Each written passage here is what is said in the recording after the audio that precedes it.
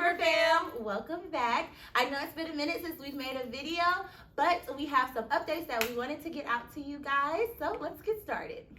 All right, so we have a lot coming up here at Hoover and a lot going on in our classroom. Coming up next week, so this week coming up, we actually have 2 different math tests coming up. Tuesday, we're going to be taking our Unit 5 and 6 math checkpoint. That is a checkpoint that's going to be going over graphs and coins. So a great thing to be studying at home with your kiddos is graphs, looking at different graphs and ways to represent data, and counting money. I did send home a review with your students that we worked on in class all week, so you can always look at that to review with your students. And there's also on my website lots of different activities with graphing and math.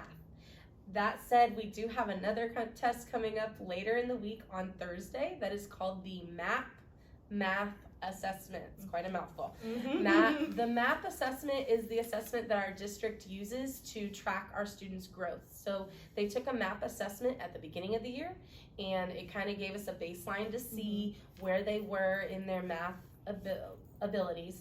And now we're going to take it again and see the growth that they've been making. So that is a tool that we can always talk to you about.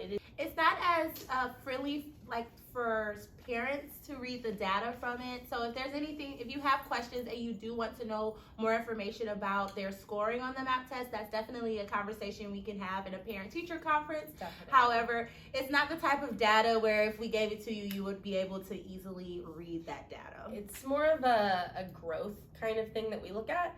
More what we're going to be looking at for the grade is our Unit 5 and 6 test that's coming up on Tuesday. So those grades will be coming back to you, but our MAP assessment is still important to be able to track our students' growth. Yes, so. It's really a tool for us to kind of guide our instruction. So as Ms. Ayers says, 'tis the season for test taking. We are taking a MAP test in reading as well. So the math MAP test will be January 12th, and the reading MAP test is January 18th. So they will be taking one in both in math and reading. That's just a tool that we're going to be using to see how far they have grown from the beginning of the school year to now, and then it will help us guide our instruction for the second semester. We will be doing our independent IRLs, which is the independent reading levels. So the students will be tested with a reading passage. We will ask questions to see where they currently are. This is something that we do monthly. I test IRLs all the time because we are seeing how they grow throughout the year, but this is like our middle of the year test to compare their scores to the district scores. So they are familiar with IRLs. This isn't something new to them. You've heard us talk about it in Hero Huddles before. Another test, we are preparing them for reading checkpoints. So this is the time of year where they are preparing for reading STAR tests. Now, they don't take it in 2nd grade, but we are trying to align with Joel and get them prepared to start taking the reading STAR in the 3rd grade. And your students are very lucky because they have a ex-3rd grade teacher that's going to help make sure that they are prepared for that reading STAR test. So the reading checkpoints are very similar to the IRLs. However, with the reading checkpoints, they will be reading a passage on their own. I will not be listening to them read that passage. They will quietly read it at their desk and then answer STAR-like questions for that story. So they will be taking these checkpoints. I believe our first one is in April, but we are starting to prepare them for it now. So within the lessons that we do, whether it's a read aloud or our shared reading, we're practicing how to analyze those questions, how to eliminate wrong answers, how to go back and look for text evidence. So this is all new for our 2nd graders, but I must say, Ms. Ayers, they have been doing a fantastic job. I'm very proud of our heroes. If you follow me on Twitter, I even bragged on a few of them today about their test taking strategies. So if you hear your kids come home and they're a little tired from all the tests that they've been taking, give them some love, maybe some extra treats, because they are taking a lot of tests right now in math and reading. Yeah, that will be over. January is a heavy testing month just because we want to kind of see where they've grown over the past semester. So it is kind of just the way that the cookie crumbles for us. But they are prepared. They are very ready.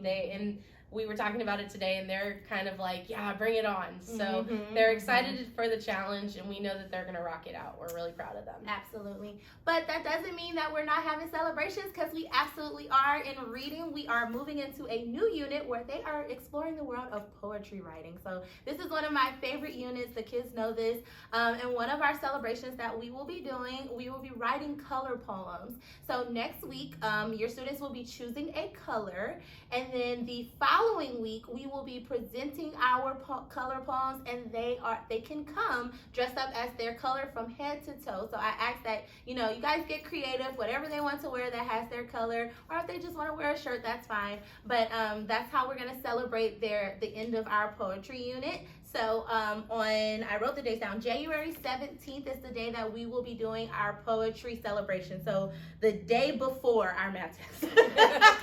So they'll have a day of fun before they take their reading map test. And I will be sending home some more information about that on Reminds, but I just wanted to drop that nugget on here so that you guys can start getting prepared to get them all decked out in their color for their color poem. Absolutely. Speaking of celebrations, we always celebrate house teams every month here at Hoover. Remember, we're on the greenhouse team, and we are so excited this month that second grade parents are invited to our house team meeting. Yes. So it is the last Friday of January. We are inviting parents, our second grade only second grade parents are coming to our house team meetings. So if you have a first grader, kindergarten, pre-K, that you will be invited to a different month house team for those students. But so this month we are focusing on our second grade parents. A form is sent home, or it's going to be sent home. It looks just like this, and it's a very quick turnaround. So the forms need to be returned Wednesday, January 11th. Yes. And just like any of our Winterfest forms or any of the times when parents are invited to come up, that we ask you to write down your license number so that we can get you the ID and to get it sent home to you, so that way it's quicker for you the day of house teams. Absolutely. You can skip the line. You'll be able to come right in. Also, when you fill out the form, please make sure that the information that you provide matches the information that the school already has.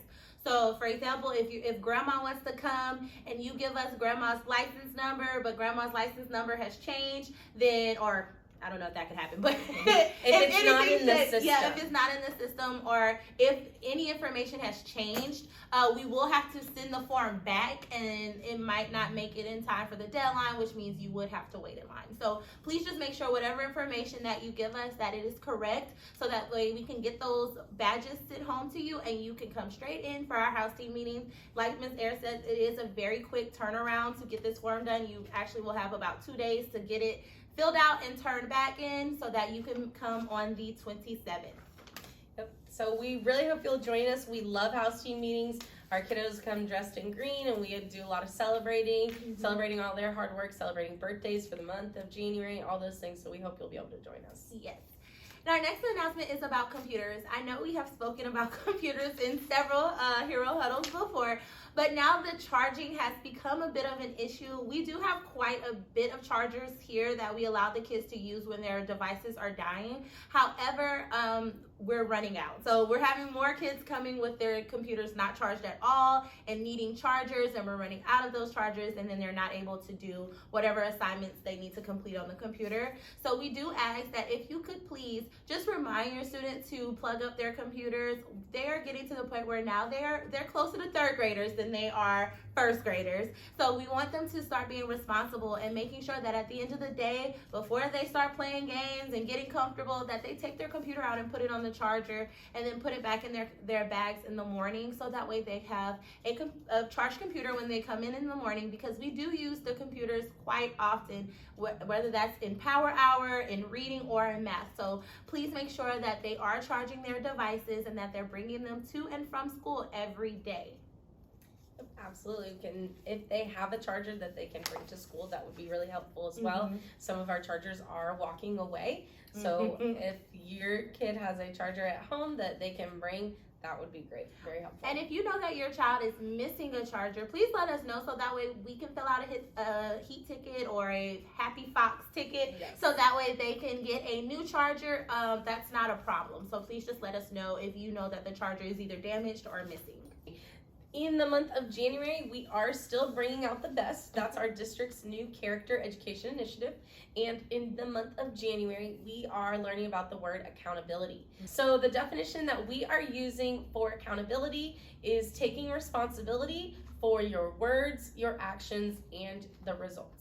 So we have had a our classroom meeting with our students today about what that means and what that looks like, different ways that we can show accountability in the home, at school, even in our community. So that's a great thing for you to talk about at home with your child too. You can ask them about accountability, what they learned about, and then have that conversation. How can you be accountable at home? A lot of them brought up that they're held accountable for chores that they have to do or activities that they have to do, like doing homework or reading a book after school, things like that they have to be accountable for. So we're trying to help our heroes learn about their character education, so we'd love for you to be a part of that. Yes, and also just incorporating that vocabulary when you're speaking with them. That's something that we talk about all day, every day in class is vocabulary. We're really trying to help the students grow in vocabulary because when they know more words, they can read more words, they can spell more words, okay? Using that language at home reinforces what we're doing here at school. And then last but not least, we have a 4-day weekend coming up. So you will have some extra time with your lovely children. So next Friday is a teacher work day. So the students will not be coming to school on next Friday. And then Monday is Martin Luther King Day. So they will be at home. It's a professional and student holiday on that day. So we will see them for a 4-day week following the MLK holiday.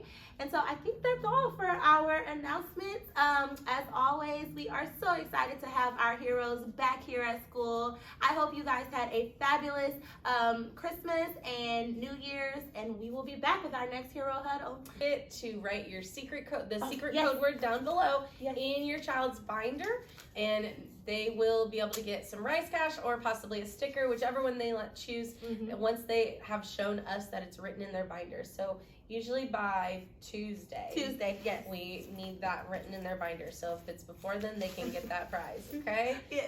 Awesome. Thanks so much, you guys. We'll talk to you soon. Yeah. Have a great weekend. Bye. Friends.